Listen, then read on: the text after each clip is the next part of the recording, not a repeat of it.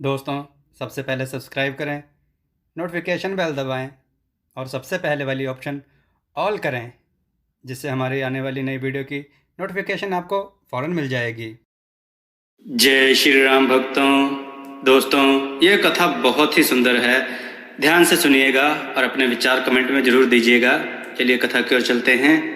आज की कथा है व्यापारी और उसकी प्रेमिका तथा चोरी की सजा। आइए कथा श्रवण करें।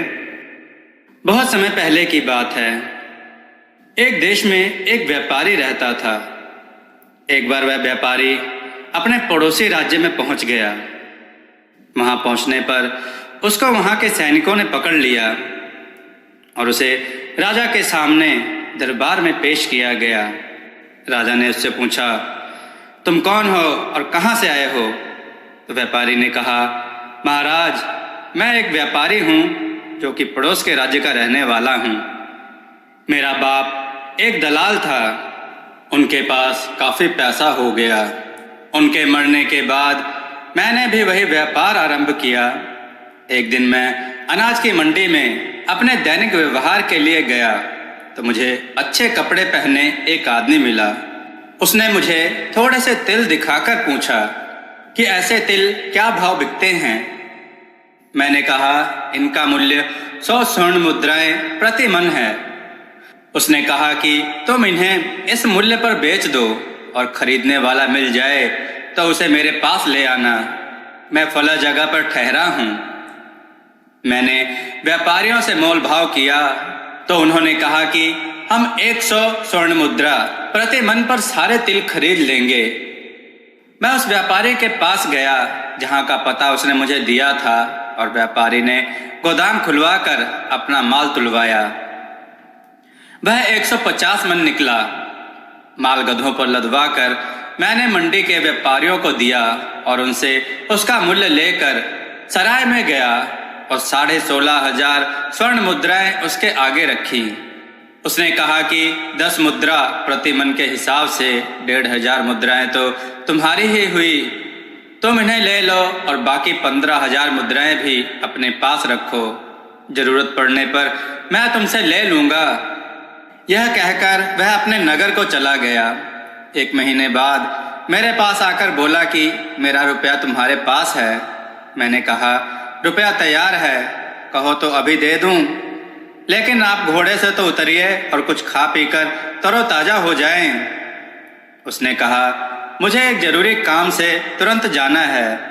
तुम रुपया निकलवा कर रखो, मैं थोड़ी देर में लौटकर तुमसे ले लूँगा। मैंने रुपया निकलवा लिया, लेकिन वह लौट कर न आया। एक महीने तक उसकी प्रतीक्षा करने के बाद मैंने उसकी रकम को सुरक्षा पूर्वक तहखाने में रखा। 3 महीने बाद वह मुझे फिर दिखाई दिया। मैंने उससे कहा कि आप अपनी रकम तो ले लीजिए। उसने हंसकर कहा, जल्दी क्या है, ले लूँगा। मैं जानता हूँ कि मेरा धन ईमानदार आदमी के पास है। यह कहकर वह फिर चला गया। 1 वर्ष बाद वह फिर दिखाई दिया तो मैंने कहा, अब तो आप अपना धन ले लीजिए। अगर आप इसे इस बीच व्यापार में लगाते तो अच्छा मुनाफा कमाते। खैर, अब मेरे घर चलकर भोजन करें और रुपया लें। उसने कहा, अच्छा, चलता हूँ, किंतु भोजन में कोई विशेष आयोजन ना करना। मैंने उसके सामने भोजन रखा। वह बाएं हाथ से खाने लगा। मैंने यह भी देखा कि वह हर काम बाएं हाथ से करता था। मुझे यह देखकर इसका कारण जानने की उत्कंठा हुई। मैंने सोचा कि यह व्यक्ति बड़ा सभ्य और सुसंस्कृत है। इससे इस बात का कारण पूछूं तो यह बुरा तो ना मानेगा। इसलिए जब हम भोजन कर चुके और नौकर हमारे भोजन के बर्तन ले गए तो हम लोग दूसरे दलान में जाकर बैठे। मैंने उसका पान आदि से सत्कार किया और यह चीजें भी उसने बाएं हाथ से ली। मैंने उससे कहा, अगर आप नाराज ना हो तो एक बात पूछूं? क्या कारण है कि आप जो भी काम करते हैं बाएं हाथ से ही करते हैं, दाहिने हाथ से कुछ भी नहीं करते? यहाँ तक कि खाना भी आपने बाएं हाथ से ही खाया। उसने यह सुनकर ठंडी सांस भरी और आस्तीन उलटकर दाहिना हाथ जो हमेशा लंबी आस्तीन से ढका रहता था, मुझे दिखाया। मैंने देखा कि उसका दाहिना हाथ कलाई से गायब है। मैंने पूछा कि आपका हाथ कैसे कटा, तो वह दुखी होकर रोने लगा। फिर उसने अपनी कहानी सुनाई। उसने कहा, दोस्त, मैं पड़ोसी राज्य का रहने वाला हूँ। मेरे पिता वहाँ के प्रमुख धनियों में से एक धनी व्यक्ति थे। मैंने एक देश की प्रशंसा सुन रखी थी और उसे देखना चाहता था। विशेषतः वहाँ की राजधानी को देखने की मेरी बहुत इच्छा थी। जब तक मेरे पिताजी जिंदा रहे, उन्होंने मुझे उस देश जाने की अनुमति नहीं दी। जब उनका देहांत हो गया तो मैं स्वतंत्र हो गया और मैंने बहुत दिनों की इच्छा की पूर्ति करना चाहा। मैंने अपने नगर से व्यापार की बहुत सी वस्तुएं खरीदी और उस देश को चल दिया। उस देश की राजधानी पहुंचकर मैं एक सराय में उतरा। उस सराय का नाम कर्म था। 2-4 दिन बाद मैंने किराए पर एक घर और एक गोदाम लिया। मैंने कुछ सेवक भी रखे और उनसे कहा कि बाजार से मेरे खाने के लिए कुछ ले आओ। उन्होंने नाना प्रकार के व्यंजन मेरे सामने लाकर रखे। मैंने भोजन करके शहर के दर्शनीय मंदिर, किले आदि देखे और सारा दिन सैर सपाटे में बिताया। दूसरे दिन मैं अच्छे कपड़े पहनकर अपनी गठरियों से 2-4 थान निकालकर उन्हें बाजार ले गया ताकि उनके मूल्य का अनुमान करूं। मेरा आगमन पहले ही लोगों को ज्ञात था, इसलिए मेरे पास कई दलाल आ गए। उन्होंने मेरे थान बाजारों को दिखाए और उन्हें बेच डाला। मैं रोज थोड़ा थोड़ा माल बाजार लाता और वह बिक जाता, किंतु मेरा घर बाजार से बहुत दूर था और मुझे माल लाने की मजदूरी काफ़ी पड़ जाती थी। इसलिए दलालों ने मुझे सलाह दी कि यदि तुम हम पर विश्वास करो तो हम तुम्हें अच्छी तरकीब बताएं। तुम अपना सारा बेचने वाला माल इन व्यापारियों की दुकानों में रखवा दो। हर सप्ताह सिर्फ एक दिन, सोमवार या गुरुवार को बाजार आया करो और व्यापारियों से अपने बिके हुए माल का दाम ले लिया करो। इसमें तुम्हारी रोज की मजदूरी भी बचेगी और समय भी। इस खाली समय में तुम यहाँ की नील नदी या अन्य सुंदर स्थानों की सैर करके जी बहलाया करना। मैंने यह स्वीकार कर लिया।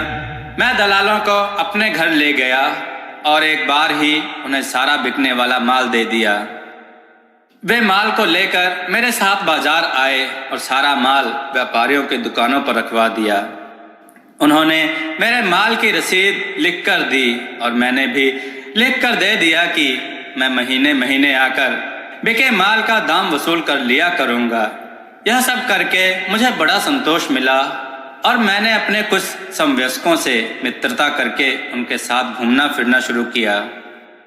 अक्सर मैं उनके साथ बाजार भी जाता और वहाँ के मोल भाव को देखकर ज्ञान और मनोरंजन प्राप्त करता। एक दिन मैं भोला व्यापारी की दुकान पर बैठा हुआ था। एक अत्यंत संभ्रांत स्त्री जो कीमती पोशाक और तरह तरह के जेवर पहने थी और जिसके साथ कई साफ सुथरी सेवकाएं भी थीं, आकर मेरे पास बैठ गई। मुझे इच्छा होने लगी कि वह अपने चेहरे से घूंघट हटाए तो मैं नेत्र सुख उठाऊं। उसने मेरी इस इच्छा को समझ लिया और बहाने से 2 क्षण के लिए घूंघट को झटके से उठा दिया। मैं उसके अनुपम रूप को देखकर ठगा सा रह गया। उसने भोला से साधारण कुशल क्षेम पूछने के बाद एक जरी का थान मांगा। उसने एक थान दिखाया जो उस स्त्री को बहुत पसंद आया। उसने पूछा, यह थान कितने का है? मैं इसे ले जाऊंगी और कल इसका दाम भिजवा दूंगी। भोला ने कहा, थान 6,600 स्वर्ण मुद्राओं का है, किंतु यह इनका माल है और मैंने इनसे वादा किया है कि उनके बिके हुए सारे माल की कीमत आज ही उन्हें दूंगा। अगर मेरा माल होता तो मुझे चिंता नहीं थी, आप जब भी चाहती इसका दाम दे देती। उस स्त्री ने कहा, आप एक दिन के लिए भी नहीं ठहर सकते? भोला ने कहा कि मजबूरी है, मुझे आज ही इनके माल की कीमत देनी होगी। वह सुंदरी इस पर नाराज हो गई। उसने थान भोला के सामने फेंक दिया और बोली, तुम व्यापारी लोगों में सभ्यता और शील बिल्कुल नहीं होता। तुम अपने अलावा किसी पर विश्वास नहीं करते। यह कहकर वह तमक कर उठ खड़ी हुई और दुकान से चल दी। वह कुछ ही दूर गई थी कि मैंने पुकार कर कहा कि आप आइए।